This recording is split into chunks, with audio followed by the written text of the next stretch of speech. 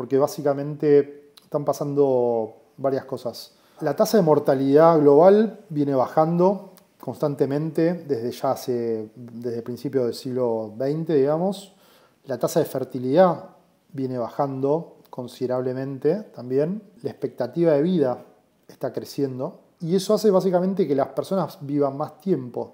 Eso se resuelve de dos maneras. O corres la edad jubilatoria, o sea, en el caso de Argentina te jubilás creo que a los 60, a 60 las mujeres y a los 70 los hombres.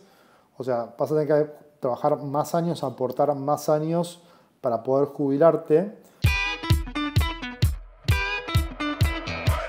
Hola, soy Alex Galvez y esto es Fundadores, el podcast donde me dedico a tener conversaciones con fundadores de startups latinoamericanas para deconstruir sus experiencias, su historia, sus errores y sus aciertos, y así encontrar los aprendizajes, herramientas e inspiración que tú puedas aplicar en tu día a día.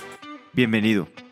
Estimados fundadores, hoy estoy con Manuel Bordoa, cofundador y CEO de Velo, una billetera digital que tiene como objetivo empoderar a los creadores y poder dar una solución para el manejo de sus finanzas y moverse muy fácilmente entre pesos y cripto. Manuel lleva más de 10 años en cripto. Platicamos de su descubrimiento de Bitcoin, las múltiples empresas que ha fundado en el espacio, como Criptocambios, después Bitex, que permitía comprar y vender Bitcoins de manera sencilla, y hoy en día Velo. Platicamos de las ventajas de Bitcoin en economías como Latinoamérica, en las que el gobierno es bastante inestable y muchas veces hay inflación o incluso decomiso de los ahorros, y por qué es importante una alternativa al dinero del gobierno en nuestros países. Espero que disfrute esta plática tanto como yo. Manuel, bienvenido a Fundadores. Un gusto tenerte en el podcast. El gusto es mío, gracias por la invitación, Alex. Tú llevas muchísimos años ya en Bitcoin y en todo este mundo, ¿no? En el criptomundo. Pero, ¿te acuerdas aquel momento, la primera vez que descubriste las criptomonedas y que empezaste a ver Bitcoin? ¿Te acuerdas qué fue lo primero que pensaste? Sí, a ver, esto fue en el año 2012-2013, pero fue por esas fechas hace casi 10 años atrás. Nosotros veníamos trabajando con unos socios en un proyecto que se llamaba Gluon, que era un marketplace para prestar o alquilar cosas, ¿ok? Digamos, veíamos que había una oportunidad en esta cosa medio hippie de que no querías vender la silla que era de tu abuela, sino lo que la querías prestar y recibir karma como contraprestación o alquilarla, y armamos el marketplace este. Y queríamos que el marketplace sea global desde el día 1 y nos encontramos con la problemática de cómo hacer para que Alex pueda cobrar por la silla esa que estaba alquilando, siendo nosotros obviamente como el intermediario de esa operación. Y bueno, y justamente armando Gluon fue que descubrimos Bitcoin.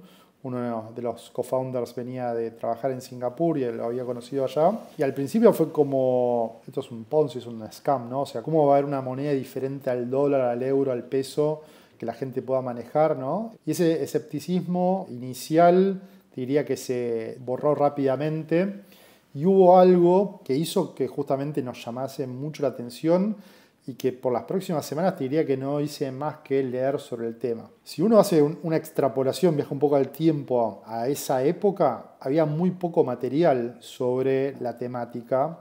La mayoría de las webs que uno entraba realmente parecían estafas. Entonces como que tenías que tener como un sentido arácnido, ¿no? Para realmente detectar que si lo que leías era real o no. Me acuerdo que había sido un par de páginas como creo que el bitcoin.org y un par más. Bueno, te diría que Reddit en ese momento era como la cuna de toda la información que había y que se consumía. Y también parte, digamos, de todo el esfuerzo inicial en el ecosistema fue un poco traducir todo lo que había en inglés, pasarlo al español para que sea consumible por cualquier persona, ¿no? Entonces, volviendo un poco al principio, ¿no? Y cómo descubrimos Bitcoin fue justamente un poco por azar. Lo integramos, me acuerdo, Bitcoin como medio de pago dentro del marketplace. Y como era de esperar, nadie lo usó, porque en el año 2013 nadie conocía Bitcoin, nadie lo usaba. Pero pasó algo interesante, que fue justo en abril la crisis de Chipre, que tuvo repercusiones en varios lugares del mundo.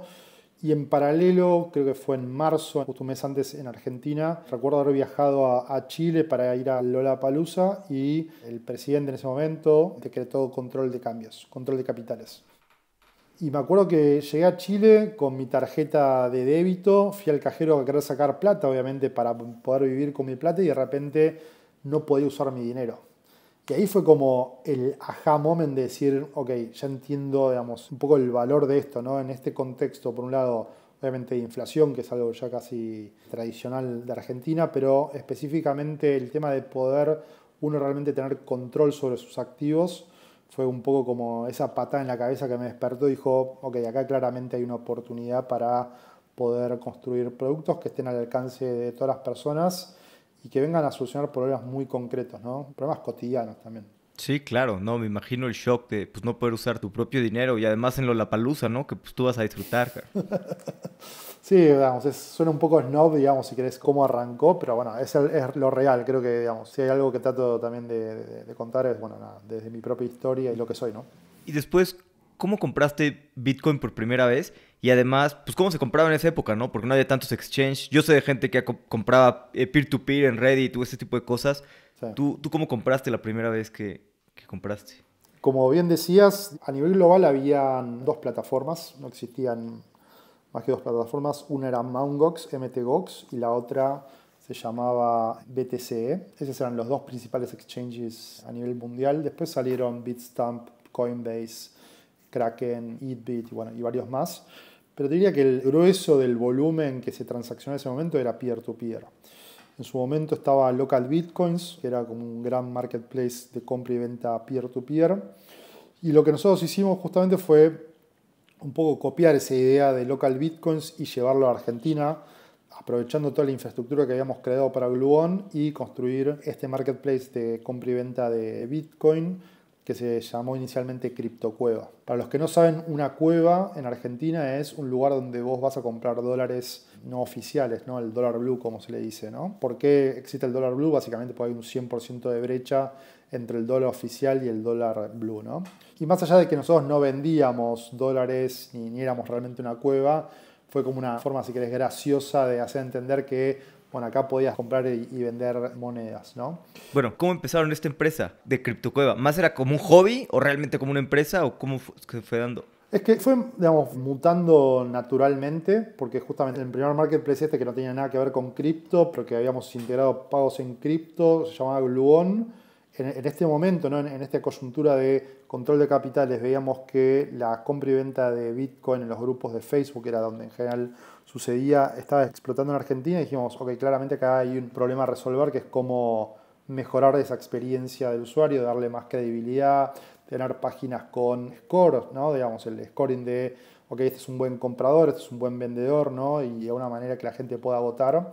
Y adicionalmente nosotros nos convertimos en un escrow, ¿no? O sea, un intermediario de confianza en el cual, dado la naturaleza de las criptomonedas, donde las transacciones son de push, donde yo te envío y después, no, digamos, si me equivoqué no te lo puedo revertir, era importante tener como un intermediario de confianza que pueda ayudar a esas transacciones. Entonces empezamos justamente construyendo esta plataforma para que la gente pueda comprar y vender, colocando anuncios, un poco para perfeccionar lo que estaba sucediendo naturalmente en los grupos de Facebook, ¿no? Y en un momento, digamos, empezamos a ver que había gente que compraba y vendía al mismo tiempo, ¿no? Entonces dijimos, ok, si hay alguien que lo está haciendo, ¿por qué no lo hacemos nosotros? Y ahí creamos Criptocambios, que fue la primera página web en Argentina donde te mostraba el precio de Bitcoin en pesos. O sea, entrabas en criptocambios.com, creo que era .com, ahora no me acuerdo, y podías ver un Bitcoin, tantos pesos. Y lo gracioso de eso es que empezamos a operar con nuestras cajas de ahorro, o sea, todo a título personal y muy startupero si querés, hasta que el banco un día nos llamó viendo que estábamos moviendo una cantidad de volumen estúpido. Dijeron, ¿qué estás haciendo? Deja de hacer lo que estás haciendo, cerrá la cuenta y por favor no lo vuelvan a hacer más. Y bueno, y así, digamos, todo esto fue como creciendo, ¿no? Mira, cuando conocí Bitcoin valía $11 y en ese momento no compré porque pensé que era un scam. Terminé comprando mis primeros Bitcoins creo que a $80, justamente en mi propia plataforma, ¿no? O sea, fue como dog for food, como se le dice, ¿no? En el mundo startupero. Y así fue que compré, y creo que los segundos Bitcoins que compré fue peer-to-peer. Me acuerdo, me junté en un cowork a comprarle a alguien que vendía. Me sentía que estaba comprando droga, ¿viste? O sea, una sensación muy llamativa, digamos, esto de ir a un lugar y que venías con una billetera, y le dabas el dinero y lo escaneaba y te mandaba y la incertidumbre si iba a llegar, no iba a llegar. Bueno, creo que es parte también del camino de aprender sobre esta tecnología nueva, una forma de tener mucho más soberanía sobre los activos, que es muy dolorosa también al principio porque en algún punto, como le decimos acá, te patea la estantería, ¿no? Digamos, tanto esa información que uno tiene, ese entendimiento de cómo se maneja el mundo, de repente tenés algo que lo disrumpe totalmente. Y bueno, uno tiene que tener la plasticidad, digamos, mental para poder adaptarse y aprender algo nuevo sobre eso que está sucediendo, ¿no? Totalmente. ¿Y después qué pasó con criptocambios? CryptoCueva, le cambiamos el nombre a Conecta Bitcoin, me acuerdo. CryptoCuevas fue como nuestro segundo proyecto, teníamos las dos cosas. Y fue ahí justamente con CryptoCambios que empezamos a operar ahí con unas personas del mundo financiero tradicional de Argentina. Y básicamente lo que terminamos haciendo fue asociarnos y construir y lanzar en 2014 Bitex, que fue un poco en tándem con Bitso, uno de los primeros exchanges de Latinoamérica, ¿no? Todo ese esfuerzo, me acuerdo, inicial de construir esa infraestructura y las cañerías, ¿no? Para poder convertir un peso en un Bitcoin. Me acuerdo que nos asociamos con una remesadora también en ese momento, teníamos operaciones en como 11 países diferentes. Me acuerdo patente un cliente que era de Bolivia que había manejado 800 kilómetros para ir a la oficina de la remesadora para poder darle plata y poder comprar Bitcoin. O sea, ese era el nivel de locura que la gente tenía en ese momento por acceder a esto, ¿no? Y te estoy hablando de 2014. El precio del Bitcoin, me acuerdo, en 2014, bueno, pasó de $1.000 al año siguiente a 150 y había una sequía total. Y un poco en esa situación de estar vendiendo un producto que nadie quería, nos llevó un poco también a repensar el negocio, ¿no? Y ahí empezamos a trabajar mucho más con todo lo que tenía que ver con pagos internacionales cross-border. Mucho antes te diría que gran parte de la mayoría de las compañías que hoy son líderes en el segmento y siempre basados sobre lo que era Bitcoin, ¿no? Con todo lo bueno y todo lo malo. Ahí, digamos, hicimos cosas bastante interesantes como conectar del primer banco a nivel mundial a la red Bitcoin para hacer justamente pagos cross-border en 2018, permitiendo que la persona haga pagos internacionales pero de moneda local a moneda local, ¿no? O sea, no tener que ir vía SWIFT y toda la cantidad de intermediarios y bancos, etcétera, sino realmente poder cambiar pesos a euros en un segundo y que se depositen en tu cuenta, ¿no? Obviamente el desafío también, por otro lado, está en que Bitcoin es un activo, digamos, súper volátil, entonces todo el hedging que hay que hacer del activo para un poco asegurar el valor del otro lado, bueno, era un trabajo bastante arduo y muy estresante, ¿no? Por suerte, ya más adelante las monedas estables se popularizaron y eso hicieron que gran parte, digamos, de esa infraestructura sea mucho más fácil de crear, ¿no? Claro. Y un poquito cuando estabas en Bitex, ¿cómo fue estar construyendo una industria tan complicada, no? Porque a pesar de que está creciendo y es muy buena, pues también muchos inversionistas, pues nadie lo quería tocar, ¿no? O muchas personas creían que era un scam, ¿no? Como que ha tenido mala fama Bitcoin y luego pues para lo primero que usaba era con Silk Road, ¿no? Para comprar drogas. Creo que ha sido complicado, digo, cada vez menos, pero como que ha sido muy complicado, sobre todo las personas, entender que existe una moneda que no está respaldada por ningún gobierno, ¿no? Sí, por eso digo, ¿viste? Cuando te hago esta metáfora de que te patean la estantería, o sea, todo tu sistema de creencias de la noche para la mañana cambió totalmente, ¿no? Si vos te pones a ver, digamos, los mejores VCs, casi todos invirtieron bastante temprano en Bitcoin. Los turistas, como le digo yo, invirtieron mucho más tarde. Y ahora en un momento de mercado bajista desaparecen, ¿no? Digamos, eso obviamente habla de la convicción o de la tesis de ese fondo, pero los fondos que inicialmente la vieron, ¿no? Que vieron esa disrupción y apostaron a eso, bueno, nada, obviamente generaron un beneficio gigantesco. En Latinoamérica, en ese momento, no había VCs que inviertan en el ecosistema cripto porque no existía el ecosistema cripto. Digo, lisa y llanamente eran varios desarrolladores empezando a construir algunas empresas relacionadas al tema, pero te diría que varios años después fue que ya el ecosistema de startups se fue consolidando mucho más. Y eso también permitió que instituciones ya propiamente dichas digan, ok, mi vertical preferido para invertir es cripto, Web3 o como quieras llamarlo, y dedicarle recursos específicos a eso, ¿no? Sí, sí, sí. Si de todos modos el ecosistema era chico, para algunas empresas tal vez tecnología más tradicional, pues todavía más complicado Bitcoin, ¿no? Cripto y que pues, es un ecosistema mucho más nuevo. Sí, y aparte, digamos, nuevamente, nosotros tenemos que entender, digamos, y esto es parte también, me parece, del camino del emprendedor, que hay muchas de las decisiones que nosotros tomamos todos los días que pueden ser contraintuitivas, ¿no? Y creo que hay algunos movimientos tecnológicos que pueden ser contraintuitivos, ¿no? En el caso de Bitcoin, de cripto, digamos, fue adoptado por diferentes regiones para cumplir diferentes roles. Posiblemente en Norteamérica, Asia, Europa, en menor medida, está mucho más relacionada a cuestiones, digamos, especulativas, ¿no? O sea, de arbitrajes de monedas, del trading, etc. Y yo lo que veo en Latinoamérica, y digamos, puedo estar equivocado y puede ser que me tiren con algo por la cabeza, pero creo que hay un real life use case, ¿no? O sea, cómo ese pedacito de tecnología viene a cambiar parte del ADN roto que tenemos en la región, ¿no? Y no es ni fácil ni rápida su adopción. Creo que hay también mucha gente que no ve, digamos, que no tiene esa visión de quizás de 10, 15, 20 años o 30 años, de entender que esto, digamos, puede realmente reescribir muchas de las relaciones de poder que en gran medida son los problemas inherentes que tenemos en Latinoamérica, y son esas herramientas las que van a permitir también que las personas también tengan muchas más oportunidades futuras, ¿no? Creo que, digamos, esta cosa de el cabezadurismo, ¿no? Me sale stubbornness en inglés, no me sale en español, digamos, pero ser cabezadura, ¿no? Y mantener como una visión, ¿no? Y un propósito de, ok, quiero aplicar esto para esto y para esto y lo otro, es importante, para mí es fundamental en el emprendedor que tiene, digamos, una visión quizás no muy clara del futuro, pero que se va aclarando iteración a iteración. Y algo a mí en particular que me sirve mucho también es hablarlo, ¿no? O sea, cuando uno tiene, digamos, como este rompecabezas de lo que quiere crear, muchas veces en este ida y vuelta, ¿no? Que es justamente una idea, pensarlo como un pedazo de piedra que uno va cincelando y va tomando forma, ¿no? Entonces, creo que las ideas hay que compartirlas para enriquecerlas, para que tengan más definición, y cuanto más definición tenés, más foco podés lograr y mejores resultados vas a obtener, ¿no?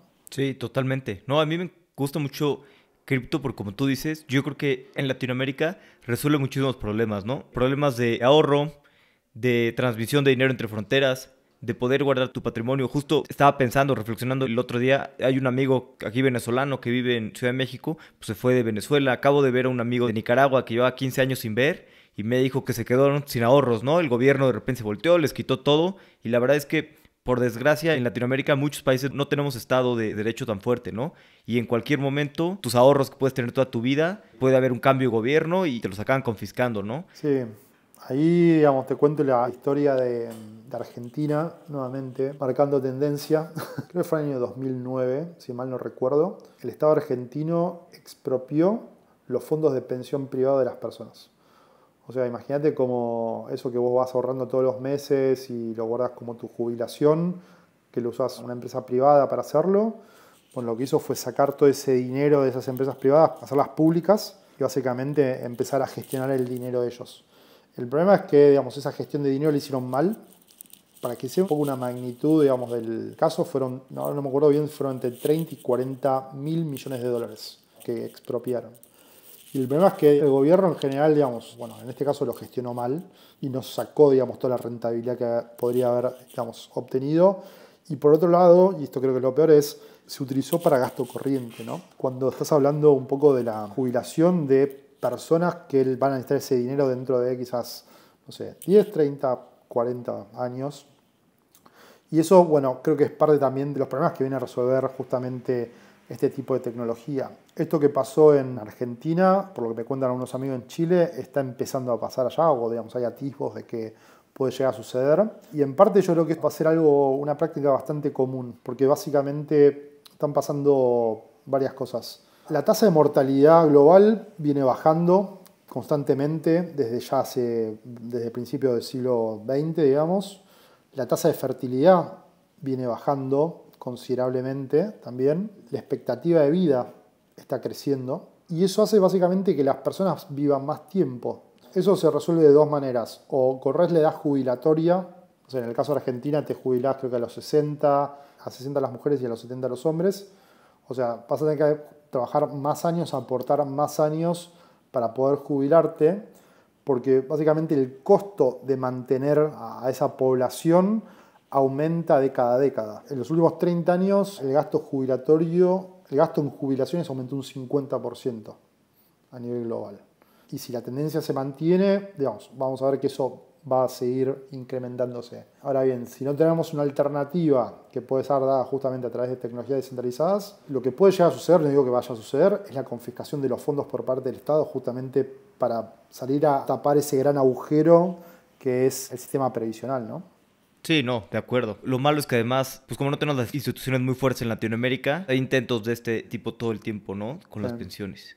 Sí, y se viene un tema más que se habla poco en ámbitos que no son, digamos, netamente financieros o del mundo cripto, que es el advenimiento de lo que se llaman las CBDCs, ¿no? O las monedas digitales de los bancos centrales, que son, digamos, instrumentos de control por parte, digamos, de los estados, en los cuales incluso dejas de tener, por un lado, privacidad y dejas de tener control del activo y su control futuro, digamos, ¿no? Hay casos, incluso salió en algunas noticias, donde en China lo estaban probando y el Banco Central tiene la posibilidad de hacer vencer el dinero, como una inflación acelerada, ¿no? Entonces, Alex, si no gastás los 10.000 pesos que tenés en el banco antes del viernes, el sábado va a tener cero balance. Lo cual, obviamente, como mecanismo, digamos, de política monetaria es increíble porque tenés control absoluto del punta a punta de la economía, pero básicamente te sacaron la soberanía de tus activos. Y eso, digamos, yo lo veo cada vez más y quizás estoy con cierto pesimismo, pero creo que la gente no termina de tomar noción de esta situación y bueno, digamos, hay que tener alternativas, ¿no? Y creo que hay Bitcoin y las criptos, bueno, vienen un poco a tener justamente este plan B, ¿no?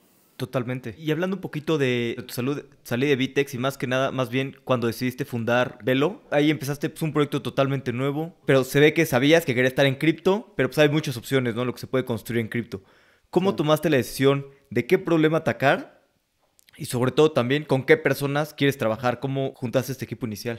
Sí, después de haber digamos, trabajado en dar acceso, crear la infraestructura, yo veía que digamos, el problema concreto que la tecnología o los activos solucionaban estaba muy claro. Había un gap entre la solución y la ciudadanía, por así decirlo, ¿no? Entonces, parte, digamos, de la tesis inicial de Velo era cómo resolver el problema de que la gente entienda el valor que esto tiene y cómo lo hicimos justamente para que lo puedan utilizar todos los días. Lo que creamos fue, digamos, un producto que es una billetera digital, tanto en moneda local, en pesos, como en cripto, que puedes usar para pagar cualquier cosa todos los días. O sea que se rompía ese gap de utilidad que había, si querés, como ese sesgo que muchas veces tenían las personas de ¿para qué me sirve esto? Por otro lado, digamos, darle un valor adicional, es decir, mira, no solamente vas a estar en una moneda dura, sino que ahorrando en esto vas a poder generar, digamos, un rendimiento sobre tus activos. Y el concepto de alguna manera de la billetera, que es como quizás un poco viejo ya, porque las billeteras digitales ya tienen varios años, si querés, de existencia, pero el principal objetivo era hackear la cabeza de los usuarios de entender que esto era de uso cotidiano. ¿Okay? Entonces, la billetera, la tarjeta, tener, digamos, una forma de ahorrar con monedas más duras, un poco era ese value proposition que tenía Velo, o que, digamos, inicialmente construimos para los usuarios. Y la verdad que el recibimiento inicial, digamos, en este año y medio que estamos en la calle fue muy bueno. Creo que parte, digamos, de los aprendizajes o desafíos también es, ok, y esto creo que también es algo de las cosas que quiero que quizás los que están escuchando se lo lleven, es hacer un muy buen trabajo en determinar inicialmente quiénes vos crees que son tus usuarios y a través del uso de data que vas generando, realmente detectar quién es tu power user y si tenés que hacer una modificación, digamos, en el nicho al cual estás apuntando, hacerlo en base a información, no solamente instinto, porque el instinto creo que es un buen consejero, pero no puedes basar todas tus decisiones en instinto, ¿no? Digamos, me parece que la data muchas veces es infalible, ¿no? Entonces, sí hacer como un trabajo constante de determinar, ok, quién es realmente mi usuario que me genera más valor y al cual yo le genero más valor, y hacer, digamos, un trabajo de tener más profundidad sobre ese nicho, aún, y esto, digamos, a contramano de lo que vos crees que es el usuario o el valor que estás brindando a la masa de usuarios en general, ¿no? Muchas veces los emprendedores nos enamoramos de las ideas o de los productos y eso puede ser veneno para la empresa, ¿no? Entonces hay que entender que a veces hay que pivotear y se pivotea y es importante que eso suceda, ¿no? Sí, pero ¿cómo decides? Porque yo he visto que, por ejemplo, en algunas cosas como Bitso o en algunos otros lugares de cripto, un 90% de los ingresos te vienen los power users, ¿no? Que son personas que usan mucho. Pero ¿cómo concilias entre estos power users y realmente crear una misión que es criptomonedas para todos, ¿no? Porque tal vez tus power users van a ser gente joven y tal vez también tienes usuarios de 70 años que les puede servir muy bien, que no van a ser power users, pero ¿cómo concilias entre eso, entre buscar power users o buscar el long tail? ¿Sabes qué son los lemmings? No. Los lemmings son unos pequeños roedores, creo que de la estepa, no sé si de Siberia o de Escandinavia. Bueno, básicamente ellos hacen control poblacional tirándose de un acantilado, ¿ok? Ellos mismos se matan, se canibalizan, por así decirlo, para asegurar la subsistencia de la especie y de la colonia. Y creo que a veces, y esto puede sonar contraintuitivo, a veces hay que matar usuarios. Quizá lo estoy exagerando, pero tu producto no es para todo el mundo. Creo que uno tiene que seleccionar el grupo de usuarios donde se puede maximizar el valor justamente. Ahora bien, ¿le vas a cerrar la puerta al resto de los usuarios? No, van a seguir operando y seguramente tu producto les soluciona un montón de problemas y les gusta y lo prefieren versus la competencia, pero en un punto hay que tomar decisiones. Porque no tomar decisiones también es tomar decisiones, ¿no? Entonces, y nuevamente, esto es mi opinión personal, ¿no? Pero quizás estoy equivocado.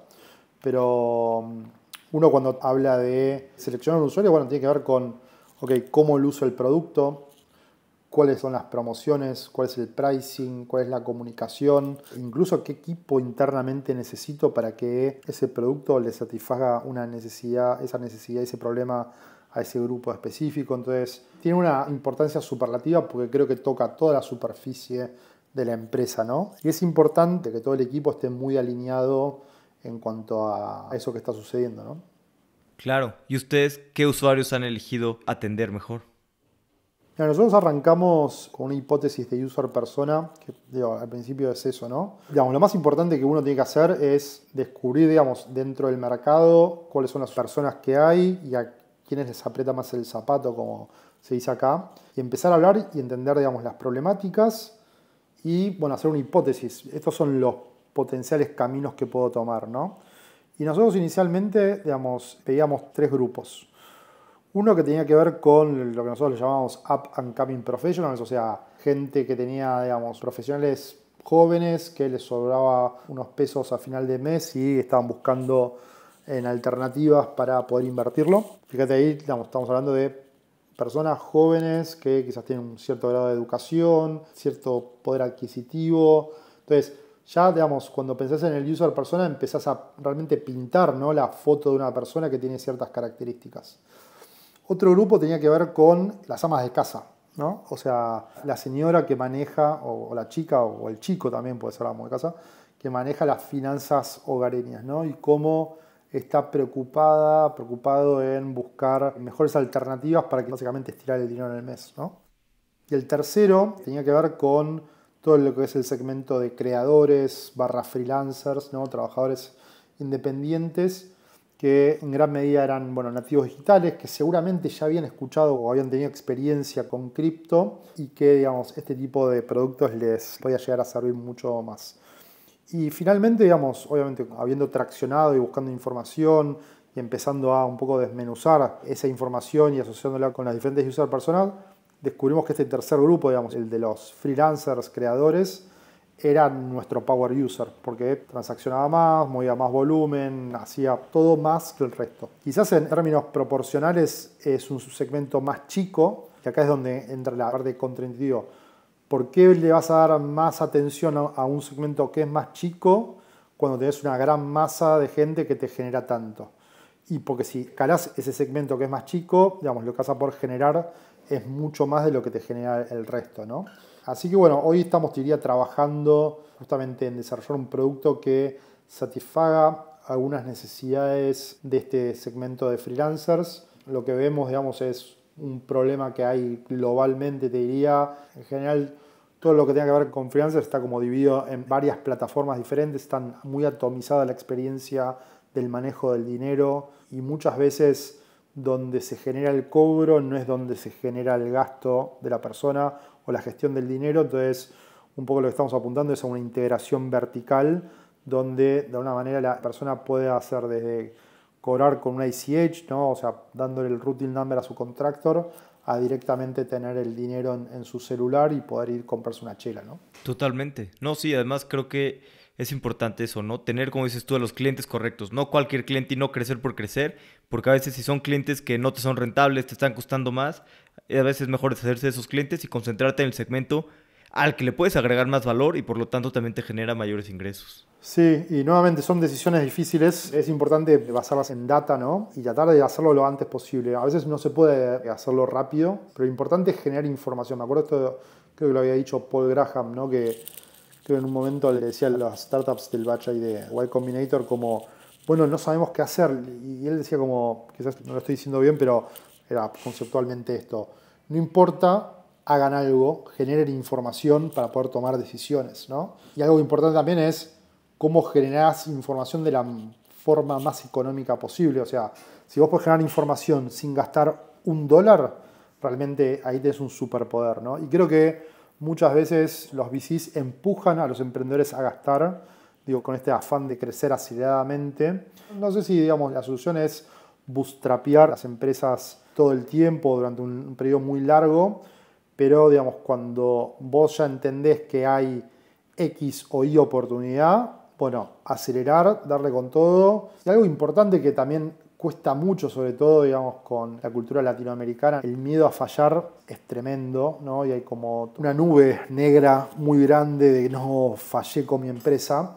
La realidad, si vos ves los números, lo más probable es que falles como startup. O sea, la probabilidad de que te vaya bien como startup es muy baja, por varias razones, ¿no? Obviamente. Parte del trabajo de uno es maximizar las oportunidades de éxito y mantenerse en ese famoso default live que también hablan un poco ahí, creo que Paul Graham también, ¿no? Sí, de acuerdo. Y hablando un poquito de esto del crecimiento que mencionas, ustedes han crecido muchísimo, ¿no? Tienen creo que más de 500,000 de usuarios en un mes y medio, pero ¿cómo lo han hecho para competir? O sea, entiendo que es un producto cripto para todos los días, tarjetas, pero ¿qué te hace diferente de algunos otros exchanges que ya existen? ¿Qué han hecho para crecer tanto en tan poco tiempo? Creo que lo principal que hicimos diferente fue, a mí me gusta, digamos, esta mentalidad, yo le llamo economía de escasez, ¿no? O sea, cuando vos realmente te pones en la cabeza de que, no sé si alguna vez viste, digamos, las películas nigerianas. No. Nigeria es, si no es el principal productor de cine del mundo, es el segundo después de la India. Y la calidad de las películas nigerianas, obviamente cuando las comparás con las norteamericanas, dejan bastante que desear, pero cumple el fin, cuenta la historia, digamos, emociona, ¿no? Y lo importante que nosotros hicimos es cómo podemos hacer mucho con muy poco, ¿no? Eso principalmente. Lo segundo fue hablar con el usuario y construir el producto en público. Yo me río muchas veces de, no, viste que la gente se pone building stealth, como construyendo, viste, en secreto.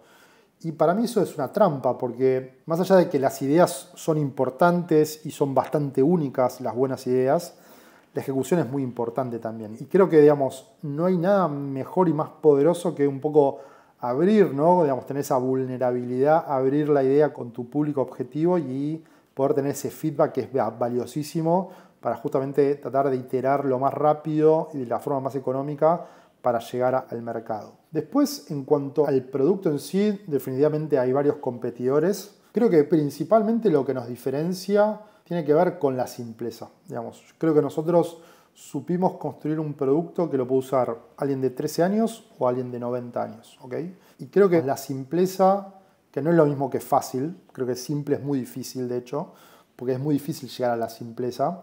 Es un trabajo que requiere, digamos, mucha iteración, que requiere mucho refinamiento. Y creo que hasta ahora, digamos, nos podemos haber equivocado seguramente y vamos a seguir equivocándonos, pero construimos un producto que realmente es muy simple. Muy simple desde la cantidad de pasos que tenés que hacer para hacer el onboarding. Hoy en 6 pasos ya estás teniendo una cuenta en Velo. Nuestro promedio de onboarding, digamos, el tiempo de activación de un usuario es entre 1 y 2 días en nuestro caso. Eso significa que eso depositó dinero entre 1 y 2 días. La verdad que es muy rápido. Y creo que algo también que tiene que ver con los valores nuestros. Nuestros valores son la transparencia, la humanidad, el disconformismo y la vehemencia. Es esos mismos valores que nosotros tenemos con nuestro equipo, bueno, extrapolarlos al usuario, ¿no? Y tener esa comunicación que sea transparente y humana. Porque en definitiva estamos haciendo servicios financieros Y sabemos que en Latinoamérica en ese sentido hay muchos tabúes, hay muy poca educación y necesitas de alguna manera, en muchos casos, que te lleven de la mano. Y tratamos de hacer eso, ¿no? Hoy justo hablaba con un inversor y me preguntaban, bueno, ¿qué están haciendo con educación financiera? Y creo que, digamos, lo que hacemos es construir un producto simple, transparente, que de alguna manera sea autoexplicativo y bajar la barrera, digamos, de acceso a un producto y hacerlo accesible para cualquiera. Me parece que hace mucho más por la educación financiera que incluso, digamos, no sé, una serie de Netflix, ¿no? Sí, de acuerdo, ¿no? Y simplificar el producto no es nada fácil, ¿no? Se dice sencillo, pero tener un producto simple es de las cosas más difíciles. Uf, ni te cuento. También algo que me gusta mucho de su producto es el cashback que tiene, ¿no? Tiene un cashback que es aleatorio, ¿no? Entre 0 y 20% y depende de lo que gastes. Que me parece pues bastante divertido y bastante viral, ¿no? Porque pues, es muy sencillo que eso te guste y lo puedas compartir. ¿Cómo fue naciendo este feature? ¿Cómo se les ocurrió? ¿Fue evolucionando? La verdad que todo el tema de cashback es una tendencia que viene, creo que si mal no recuerdo, desde la India, ¿no? Fue parte, digamos, un poco de las iniciativas para generar tracción. Nosotros siempre tratamos de darle una vuelta de rosca. Inicialmente arrancamos con un cashback aleatorio entre 0.1 y 21%. Después lo que vimos es que toda la competencia estaba en 2%. Dijimos, ok, subámoslo a 2%. Y era de 2 a 21. Y bueno, es un mecanismo para crecer, definitivamente. Creo que es peligroso, porque creo que te puede traer, y a nosotros nos pasó, digamos, nos trajo, si querés, usuarios que vienen por las razones equivocadas, ¿no? Y eso hay que tratar de verlo antes posible. Entonces es importante verlo de cerca y no que de alguna manera tu invención no se convierta en un monstruo que te termine matando, ¿no? Creo que como mecanismo de promoción, ¿no? y incentivo es bueno, tiene que ser simple, tiene que ser sustentable también, ¿no? ¿Y cómo te das cuenta, por ejemplo, que algún tipo de esos experimentos te está trayendo a los usuarios equivocados? Por el churn, ¿no? O sea, cuando vos ves un poco los gráficos, si querés, de retención en el tiempo y ves que entró mucha gente tal mes, pero después de 3 meses quedó, no sé, el 10%, bueno, evidentemente el incentivo que esa persona tenía no fue el correcto y se resume básicamente a que ese usuario lo tenés que matar lo más rápido posible porque te está distrayendo, te está generando ruido, ¿no? Acá volvemos un poco a esto de, aunque suene contraintuitivo, tratar de ser muy específico con a quién vas a ir a buscar, por qué viene, qué valor ve en tu producto que no ve en otro lado, obviamente, y retroalimentar eso para poder construir un producto muy potente, ¿no? Bueno, creo que es, nuevamente, parte del combo de acciones que uno puede hacer. Nuevamente, creo que la sostenibilidad, digamos, del negocio es importante. Y algo, si querés esto también un poco en retrospectiva, creo que crecer a cualquier costo no es algo bueno. Me parece que tenemos que educar el ecosistema latinoamericano en que más vale crecer quizás un poco más lento, pero que realmente el valor que le estás otorgando a tu usuario sea superlativo y no, digamos, estar mostrando vanity metrics, ¿no? La verdad que a mí mucho, digo, más allá de la cantidad de usuarios registrados que tenemos, la verdad que mucho no hablo de eso porque no me parece que sea representativo realmente del producto y del valor que estoy otorgando, ¿no? Suena muy cool y todo, pero no se traduce a negocio eso, ¿no? Y creo que es importante, y esto nuevamente es un trabajo muy profundo donde uno incluso tiene como demonios, ¿no? internos. Es importante no hacer cherry picking de la información, de la data que uno usa y tratar de ser lo más ácido posible, ¿no? Entonces me pasó muchas veces decir, bueno, tenemos tantos MAUs, ¿no? Tantos monthly active users. Ah, pero qué pocos, porque tal tiene tantos. Sí, está bien, pero para él un MAU es alguien que está abriendo la aplicación. Y eso es una sesión, no es un MAU, no te está generando revenue. Y creo que hay mucho, viste, de, bueno, modificar de la definición para que tenga un impacto positivo sobre la percepción del externo, sobre lo que está ocurriendo. Y en definitiva lo único que está haciendo es mintiéndote. Entonces es importante ser como muy sincero y honesto con uno mismo, decir, ok, esto realmente es lo que hay que medir, esto es lo que importa, sacar, digamos, el ruido de la señal y, bueno, meterle con todo, ¿no? Sí, totalmente. Y luego, pues, si usas la data, al único que te engañas es a ti mismo, ¿no? Y te puedes engañar a corto plazo, pero en largo plazo, pues si no estás viendo las cosas correctas, te estás engañando, puedes usar la data para decir muchas cosas, ¿no? Y lo importante es no engañarte y realmente entenderlo bien y buscar, pues, agregar valor a los usuarios, ¿no? O sea, crecer de Sí, manera sana.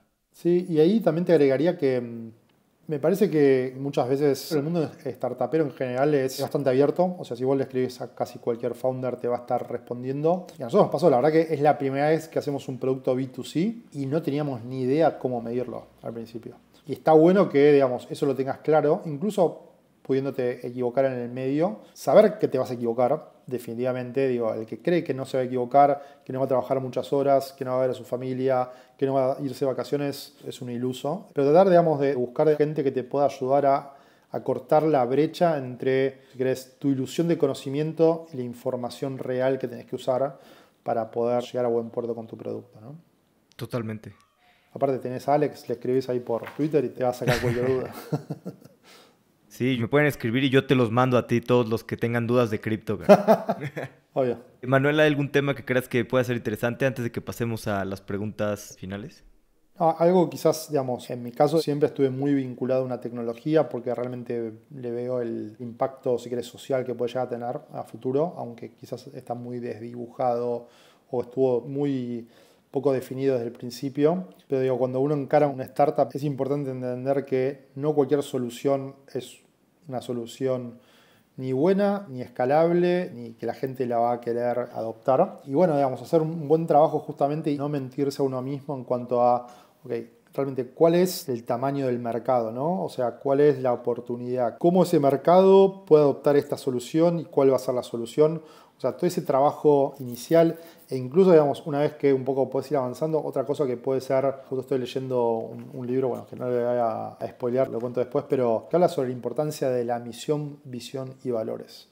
Y creo que, digamos, cuando uno es más novato, lo toma esto como, ok, parte del checklist y hay que pensarlo como la columna vertebral de la organización que estás construyendo, ¿no? Entonces, tiene una importancia superlativa porque lo que tiene justamente es la capacidad de poder alinear a todo un equipo y hacer que básicamente las cosas sucedan, ¿no? Gran parte de los problemas que una startup tiene es, obviamente, comunicación, alineación, ¿no? Salimos de foco muy rápidamente, decimos mucho que sí y muy poco que no. Y básicamente estos regalos que tenemos, vamos a poner en esos términos, nos permiten un poco hacer que todo vaya mejor, ¿no? Sí, totalmente. ¿Y cómo han hecho para atraer a las personas indicadas, y, bueno, más que indicadas, que compartan esta misión con ustedes y que quieran construir lo mismo que tú? Estaba escuchando que el 95% de las personas que contratan llegan por Twitter, lo que me parece impresionante. Sí, sí. Soy bastante activo en Twitter, trato de obviamente no estar todo el día porque si no, no trabajás, pero creo que, digamos, Twitter termina siendo, al menos en cripto o al menos en nuestro caso, terminó siendo una muy buena herramienta de recruiting. Principalmente porque te mostrás vos como sos, ¿no? Creo que hay mucho de brand building en muchos CEOs y yo trato de ser lo más transparente, honesto y real posible, ¿no? Te puede gustar o no, pero bueno, soy el que soy. Y eso a la gente le gusta, ¿no? Eso por un lado. Por otro lado, digamos, tenemos una visión clara y una misión muy clara de hacia dónde queremos ir y hay gente que tiene la misma misión y visión. Por último, principalmente comparten nuestros mismos valores, que es un filtro fundamental justamente para sumar, digamos, gente al equipo. El equipo es sumamente difícil de construir y se puede destruir muy rápidamente. Entonces, por eso hay que cuidarlo, digamos, hay que nutrirlo. Entonces, ese trabajo es un trabajo obviamente ongoing, ¿no? Es como, no sé si, bueno, acá alguno de la audiencia tendrá un hijo, pero es como un hijo, ¿no? Lo tenés que alimentar, lo tenés que educar, le tenés que cambiar la ropa, vacunarlo, etc. Digamos, un poco es así, digamos, ¿no? Independientemente que no me gusta hacer como analogías con la familia, porque creo que trabajo y familia son dos cosas totalmente diferentes y me da un poco de cringe incluso el CEO que dice, no, nosotros somos una familia. No, las pelotas no sos una familia, sos un equipo de trabajo, ¿no? Así que nada, digamos, eso es un desafío muy grande, sobre todo porque al principio cuando estás arrancando no tenés inercia, digamos, sos un punto en estasis que no genera ningún tipo de atracción a nadie, salvo que te conozcan, ¿no? Y la verdad que con la construcción del equipo, incluso de los founders, es un trabajo muy, muy pesado que sugiero que se tomen el tiempo necesario para hacerlo bien. Posiblemente les salga mal también, porque realmente, viste cómo es el dicho, a tu mujer la conoces cuando te divorciás, ¿no? Y creo que hay algo de eso. Y bueno, creo que ahí, digamos, sí tener un buen stack de documentos legales para asegurar, si querés, la salud de la empresa, ¿no? Sí, totalmente. Vamos a pasar a la última parte, que son las preguntas de reflexión. Las preguntas son cortas, Las respuestas pueden ser cortas, largas o como tú quieras. ¿Cuál es tu libro favorito o algún libro que te guste mucho recomendar? Voy a confesar que leo poco, pero porque me cuesta mucho leer papel, quizás porque estoy todo el día enfrente de la computadora. Hace varios meses arranqué con audiolibros y te diría que me cambió la vida. Estoy leyendo, no sé si un libro por semana, pero un libro cada 2 semanas, lo cual es un muy buen ratio, digamos. Ahora muy focalizado en mejorar, si querés, mis skills como CEO. Hace poco leí uno que se llamaba Where is my flying car? O ¿Dónde está mi auto volador? Que hablaba un poco sobre todo el tema de regulación, cómo de alguna manera el Estado entorpece la innovación, etcétera. Eso me pareció muy bueno. Después de Trillion Dollar Coach, me parece que está bueno. Es un libro corto, rápido, que un poco habla justamente sobre cómo crecer, ¿no? Como uno como persona. Y ahora estoy con Startup CEO de Matt Bloomberg, que está muy bien. Ayer terminé The Great CEO Within de Matt McConaughey, Alex Ko y Misha, no quiero perderle. Bueno, con esos libros, sí. Buenísimo, súper buenas recomendaciones. ¿Tienes algún punto de inflexión en tu vida que haya cambiado la forma en la que piensas?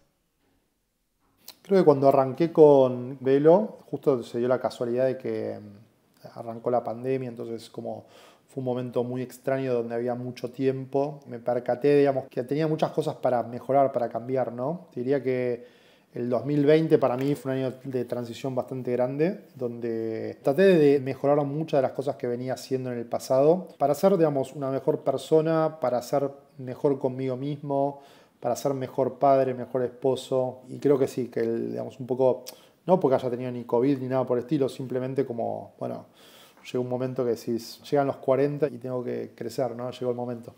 Este, pero me cuesta crecer. De acuerdo, ¿no? Yo creo que fue una época de reflexión para todos, ¿no? Para mí llegaron los 30, no tan fuerte como los 40, pero bueno. ¿Tienes una opinión que poca gente comparta o algo que pienses que es real que la mayoría de la gente piense distinto? Eh, no sé si decirlo o no, pero el uso de ciertas sustancias, si querés que hoy pueden ser ilegales, pueden ayudar mucho a las personas. Hace poco estaba hablando con un, si querés, ex-founder o convertido en VC que me hablaba sobre todos los tratamientos con psilocibina, que son básicamente los hongos mágicos para tratar depresión, estrés postraumático. Y creo que digamos, seguimos con una agenda muy de los 70 de Estados Unidos en muchos de esos aspectos y estamos dejando de atender varias cuestiones que la naturaleza nos ofrece. Esto también lo digo porque estudié biología, entonces esa parte un poco está como latente en mí. Y creo que sí, hay muchos tabúes que pueden ser fundados o ininfundados, pero que en general, digamos, por cuestiones, si querés, sociales, está mal visto. Y es como cuando fue la Inquisición, ¿no? Digamos, históricamente el humano venía trabajando en arboristería, ¿no? Como una forma de tratar en muchas enfermedades a través de las plantas y un poco la Inquisición borró todo ese conocimiento popular y en algún punto, bueno, sí, digamos, socialmente retrocedimos varios cientos de años y quizás científicamente también lo hicimos, ¿no?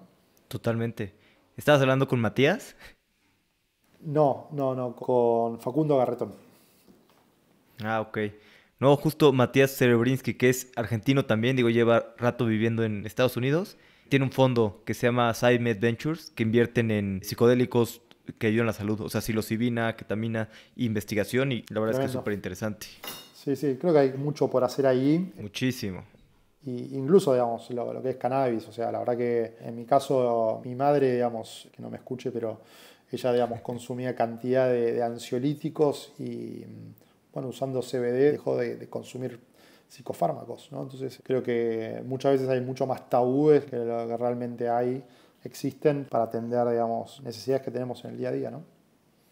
No, totalmente. Yo creo que son una herramienta más, la verdad, en esta Obvio. epidemia que tenemos de salud mental. Es una herramienta más que nos ayuda, sobre todo a casos extremos, ¿no? PTSD de las guerras, depresiones recurrentes, todo ese tipo de cosas. Se necesitan más herramientas. Total, totalmente. ¿Tienes algún consejo que te hayan dado que te haya servido mucho? Uno muy simple, ¿no? Pero que muchas veces uno como que lo minimiza, me parece, que tiene que ver con disfrutar el camino, ¿no? A veces hay como una gran ansiedad por lograr cosas y llegar a ese objetivo y a veces nos olvidamos un poco de lo que está pasando ahora, ¿no? O sea, esta charla con Alex a miles de kilómetros de distancia y la buena vibra que hay y las experiencias, historias que van surgiendo, y creo que tener, digamos, como esta apertura mental de estar ahora en este momento y disfrutar esto me parece que es fundamental, y lo veo mucho en generaciones mucho más jóvenes.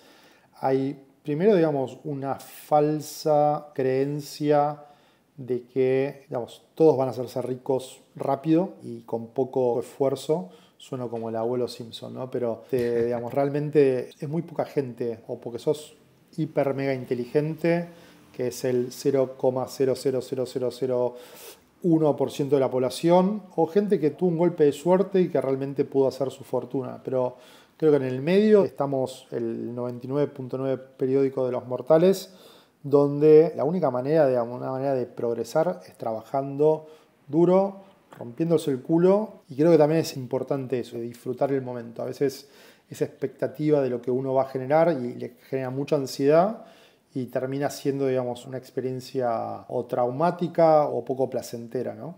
Totalmente de acuerdo, Manuel. No hay nada mejor que disfrutar el camino, ¿no? De Pero repente en un abrir y cerrar pero de por ojos. otro lado es muy difícil, ¿no? O sea, como que uno Claro. está, digamos... Bueno, algo que arranqué hace poco también, que lo venía... O sea, le había hecho algunas experiencias en el pasado, pero no le había dado continuidad, y empecé hace poco, es justamente a meditar, ¿no? O sea, un poco a matar el ruido en la cabeza, a estar más enfocado. Algo importante, la otra vez en un evento de Newtopia, que es uno de los fondos que también invirtió en Velo, ellos tienen como LP a Manu Ginóbili, ¿no? Y en un evento le pregunté, le digo, ¿qué tienen para aprender el emprendedor de un deportista? Y viceversa, ¿no?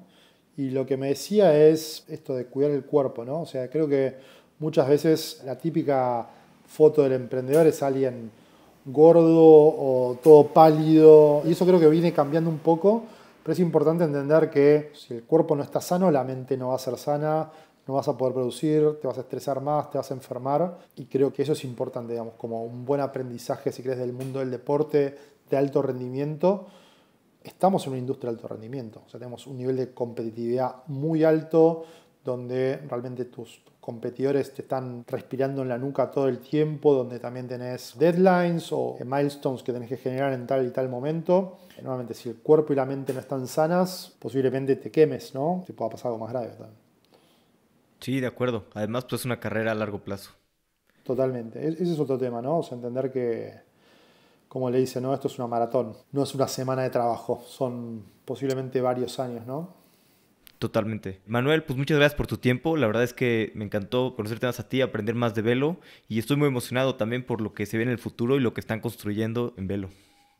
Bueno, muchas gracias por la invitación. Para mí siempre es un placer poder, digamos, compartir mi historia y permitir que algunas personas puedan aprender algo nuevo o no, o al menos escuchar mi punto de vista, ¿no? Sobre cómo fue mi experiencia en ese sentido, ¿no? La oportunidad en cripto es enorme en Latinoamérica. Creo que es una tecnología que va a impactar mucho en toda la región. Si te gustó el episodio, compártelo para que lleguemos a más fundadores y suscríbete a nuestro newsletter a través del sitio web. ¡Hasta la próxima!